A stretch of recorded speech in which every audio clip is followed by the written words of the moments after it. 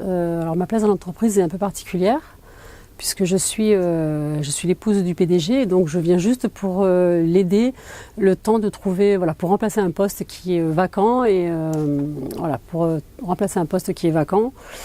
donc le poste vient d'être pourvu, et donc le temps que la personne soit formée, voilà, je lui passe encore quelques petits... je fais encore le lien avec les choses qu'il y a à faire, et ensuite je m'en vais. Voilà. Donc je suis là très temporairement. Et il se trouve que pendant ce petit temps temporaire, eh bien, le séminaire est arrivé, donc je me suis dit que j'allais y participer aussi avec toute l'équipe. Voilà. Alors moi, j'étais un peu égoïste, puisque donc j'ai pas comme vocation de faire partie de cette entreprise définitivement, donc je suis venue vraiment en retirer des bénéfices personnels. J'ai vraiment voulu en profiter pour avancer dans mes propres projets personnels. Ça m'a vraiment permis de me reconnecter déjà à ces projets-là et de les visualiser, puis de mettre des choses en place pour pouvoir avancer et pour pouvoir, comment je pourrais dire, pour pouvoir aller dans la réalisation surmonter, surpasser les choses qui m'empêchent encore d'être là où j'ai envie d'être, vraiment. J'ai rencontré mes peurs, j'ai rencontré mes failles,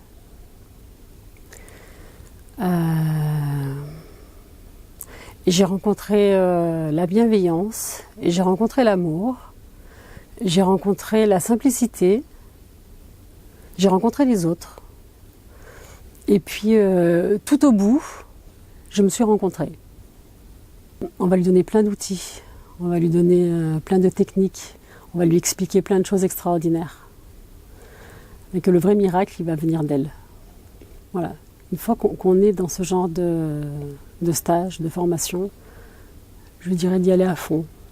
Je dirais que là, c'est le moment vraiment de rien retenir, d'être vrai, d'être juste entière, d'être sincère, et de laisser tomber toutes les apparences qu'on veut donner, tout ce qu'on veut paraître, que ça n'a pas sa place ici, et qu'il n'y a pas besoin. On n'a pas besoin à ce moment-là de garder ça et d'essayer de paraître. Et quand on a compris ça et qu'on lâche ce qu'on a envie que les autres voient de nous, alors on va découvrir qui on est vraiment. Et je dirais que la communication transformative, c'est ça. En tout cas, moi, ce que ça m'a apporté, c'est que ça m'a permis de découvrir encore plus profondément qui je suis. Mais qui je suis, mais aussi dans le qui je suis, c'est qui je veux être, qui je veux devenir. Et en fait, on y va. Voilà. Quand on lâche ce qu'on veut que les gens voient de nous, et ben alors on peut aller vers qui on a envie de devenir au fond de nous, et qu'on n'a peut-être jamais avoué à personne, et peut-être même pas à nous-mêmes, mais c'est là, quelque part en nous. Et ce stage m'a permis de me reconnecter à qui je veux devenir, ce qui est important pour moi. Et ensuite, les outils, là, ils prennent de l'importance.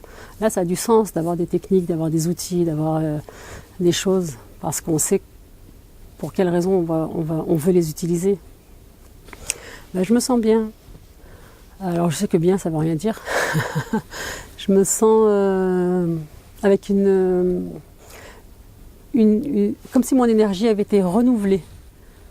C'est-à-dire qu'on sait toujours ce qu'on veut, ce qu'on a envie, ce qu'on rêverait. On dit tous, ouais, moi j'ai des objectifs, moi j'ai des buts, j'y vais. Mais en fait, la vie nous prend et on ne se rend même pas compte qu'on n'est même pas en train d'y aller vers ces choses-là. Et en fait, là, après ce séminaire, je sens que en fait, j'étais même plus en train d'aller vers ces choses-là, en fait. Mais je n'en étais même pas consciente. Donc, comment je me sens ? Reconnectée à mes objectifs et à mes rêves. Voilà comment je me sens. Et après ce stage, pour moi, c'est très clair. Ce qui me fait vibrer, ce qui donne du sens à ma vie, ce qui me connecte à ce que je suis, ce qui est important pour moi, c'est l'autre. Et il faut que j'ouvre cette porte maintenant, que je franchisse ce pas et que j'ouvre mon cabinet de coaching. Voilà.